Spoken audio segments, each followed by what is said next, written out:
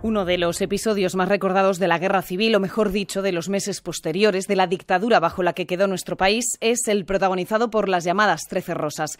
Aprovechando que hoy, 5 de agosto, se cumplen 85 años de su fusilamiento, las asociaciones en defensa de la memoria histórica han recordado una reivindicación que llevan ya 5 años haciendo, la vuelta del Memorial de la Almudena, con casi 3.000 enterrados tras su desaparición en 2019. Noemi Ferrero. Sí, las asociaciones en defensa de la memoria histórica piden en el homenaje la restitución del memorial. Alexis Mesón es el nieto de Eugenio Mesón, fusilado y enterrado en la Almudena. Y reivindicar y pedir al Ayuntamiento de Madrid que coloque todos los nombres en el memorial que habéis visto que está aquí a la entrada. Las 13 Rosas son un ejemplo para la sociedad democrática, también los 43 claveles que murieron fusilados el 5 de agosto de 1939. El presidente del Foro de la Memoria Democrática de la Comunidad de Madrid incide en ello durante el homenaje. Que son un ejemplo para la sociedad democrática, y el Partido Comunista ha convocado este acto que se hace todos los años para reivindicar la verdad, la justicia y la reparación para las víctimas del franquismo. Precisamente el Partido Comunista de España de Madrid ha querido reivindicar también el ejemplo de lucha de la SACA de hace 85 años. Elena Pérez es su portavoz. También homenajeamos y rendimos recuerdo a sus 43 compañeros de lucha, que son los 43 claveles, todos ejecutados esa madrugada del 5 de agosto aquí.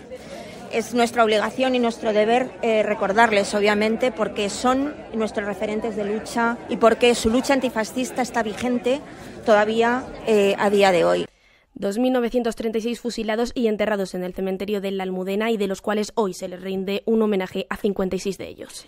Y en ese acto de recuerdo, en ese homenaje, Noemi, has podido recorrer algunas de sus sepulturas. Sí, en el cementerio hay solo 6 rosas enterradas, marcadas con una bandera roja. Hemos recorrido 8 de las sepulturas que tienen nombre y una historia. El guía del paseo es Carlos y nos lo cuenta. Carmen Barrero Aguado, con 24 años, vecina de Madrid, modista, afiliada al PC. Entre mayo y agosto del 36 formó parte de la dirección del Partido Comunista. Adelina, que la tenemos aquí, con 19 años, era conocida como la mulata por su piel morena y sus labios gruesos. Amiga de Julia Conesa y militante también de las JSU. Y tenemos aquí a Ana López Gallego. Hasta el cementerio se han acercado casi una veintena de personas para visitar las sepulturas y mantener viva la memoria histórica, porque dicen se está perdiendo. Y la verdad que yo, como persona joven, tengo 15 años, pues noto que en mi generación y en mis generaciones pues falta mucho de eso, falta mucha conciencia. Y que la memoria histórica pues hay que mantenerla viva. Entonces yo creo que es lo único que podemos hacer, seguir reconociéndolas todos los años, que están ahí en nuestros corazones y que eran muy jóvenes. 85 años después, las 13 Rosas y la SACA del 5 de agosto de 1939 sigue siendo un lugar de peregrinaje para muchos españoles. Blanca Brusac, pianista y costurera de profesión, dejó una carta a su hijo que escuchamos de Televisión Española, El último adiós, leído por la actriz Claudia Benito. Hoy, 5 de agosto de 1939, Día de las Nieves. Querido, muy querido hijo de mi alma, en estos últimos momentos tu madre piensa en ti. Esta ha sido la segunda visita conmemorativa a las sepulturas y que terminó con el aplauso de los asistentes y la emoción de los familiares. Aunque no haya estado presente en el acto, el Partido Socialista también ha querido recordar a las 13 Rosas, asegurando que homenajes como este son necesarios para no olvidar nunca nuestra historia. Pedro Barrero, concejal del Grupo Socialista. 85 años después debe recordarse cada año para que la historia no vuelva a repetirse en un momento político complicado y preocupante ante el auge de la extrema derecha política y mediática, que generan una situación de intento de normalización de discursos de odio y que amenaza la convivencia de todos los españoles y españolas.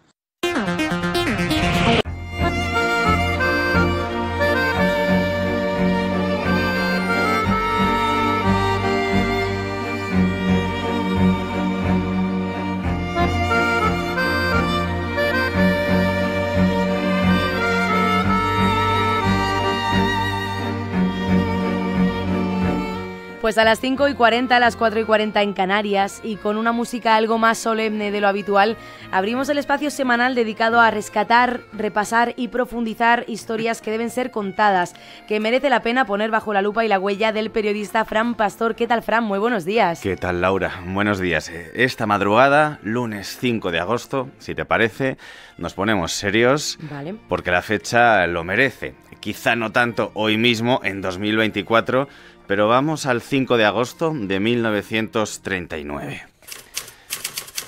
Viajamos hace justo 85 años.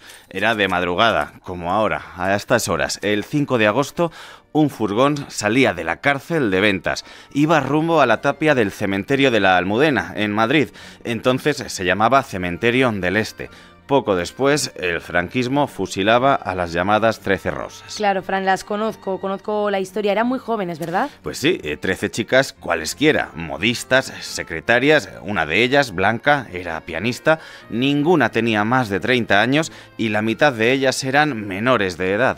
Así que, de las 150.000 personas que asesinó el franquismo, pues a ellas en concreto, a ellas 13 se las recuerda mucho, Laura. Hay algo que me sorprende bastante, Fran. Tú sueles traernos los lunes historias más bien desconocidas, ¿no? Y ellas, en cambio, son todo un icono. Claro, yo tenía dudas. ¿Sería esta una historia demasiado conocida? Así que, Laura, pues probé algo muy sencillo. ¿Sí? Busqué en Google. Vale. Y en Google podemos mirar qué palabras clave utiliza la mayoría de usuarios en sus búsquedas. Y resulta que muchos preguntan: ¿por qué fusilaron a las 13 rosas?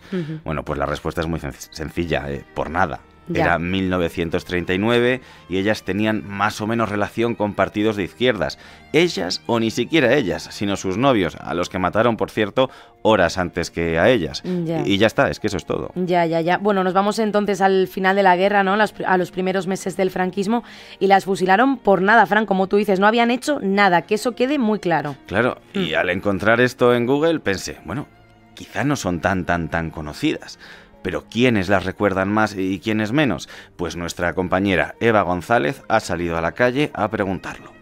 De la película, pero no me acuerdo mucho. Así a bote pronto, con algún príncipe o alguna princesa que haya pasado o algo de ese estilo. 13 mujeres republicanas pues que dieron su vida por sus ideas. No, es que somos catalanes. No tengo ni idea, no tengo ni idea. No, yo tampoco. Y sí, de las mujeres que fusilaron en la guerra civil. Eran como 13 mujeres republicanas a las que fusilaron. Puede haber escuchado algo sobre eso de mujeres, pero no estoy seguro.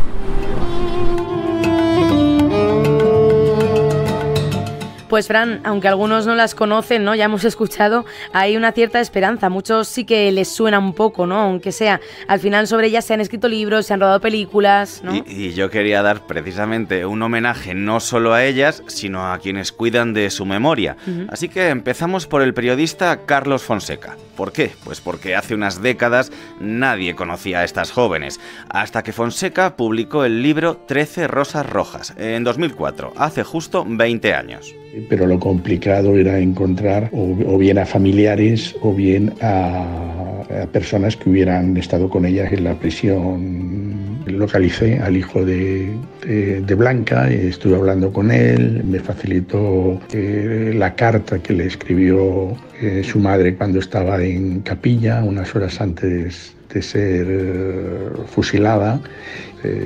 Recuerdo muy vividamente cómo lloraba recordando que ahora, ya a pesar de ello, en los últimos años de su vida, pues seguía causándole un impacto emocional muy grande. Claro, las heridas ahí no curadas, ¿no? Bueno, entonces Fonseca logró encontrar a las familias de las víctimas y ahí empezó todo, Fran. Pues la primera tirada de ese libro se agotó en una semana y 3 años después, en 2007, ese libro se convirtió en un largometraje. Las 13 rosas fue la tercera película española más vista ese año, la vieron casi 800.000 personas. Una de ellas es el politólogo Adrián Martínez. Él quedó muy impactado y empezó a pasar esta misma madrugada, la del 5 de agosto, con su mejor amigo y frente al portal de una de ellas, de Julia Conesa. Nos dedicábamos a hacer un pequeño homenaje con unas velas, con un cartelito y hacer una pequeña vigilia, y nos preguntábamos un poco por qué no había en esa calle un recordatorio de quién estuvo allí, y nos daba un poco de tristeza esa idea de que su nombre se pudiera borrar de la historia. Rememorábamos bastante aquella historia de lucha, de jóvenes como éramos nosotros, y era un momento para compartir, reflexionar sobre la política.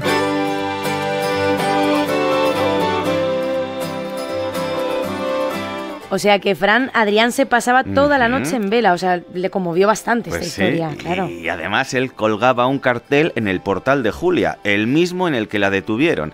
Julia había vivido en Malasaña, entonces era un barrio humilde, y fíjate, en 2018 el Ayuntamiento de Madrid aprobó poner una placa, ya oficial y en condiciones, en la puerta de Julia Conesa, pero Laura, nunca se hizo. Ya, hombre, o sea que no lo hizo el Ayuntamiento, pero sí que lo hacían Adrián y su amigo, eso sí, colocaban ese cartel. Una reflexión recurrente, ¿verdad?, en esta sección. Desde luego. Que la gente va muchas veces por delante de las instituciones. Siempre, sí. Mira, incluso antes del libro que escribió Fonseca, ya en 1998, una asociación de barrio, un lugar donde se hace deporte o hasta se dan clases de zumba ahora mismo, ya llevaba el nombre de estas jóvenes, Asociación Cultural 13 Rosas. Nos lo cuenta su presidente, Vitorino Granizo. Muchas de las personas que se acercan a la asociación vienen a la misma por motivos culturales y deportivos, pero sorprende que muchas veces algunas vienen con motivos más relacionados con las 13 Rosas y la memoria histórica. Este último grupo de personas que se acercan son de edad avanzada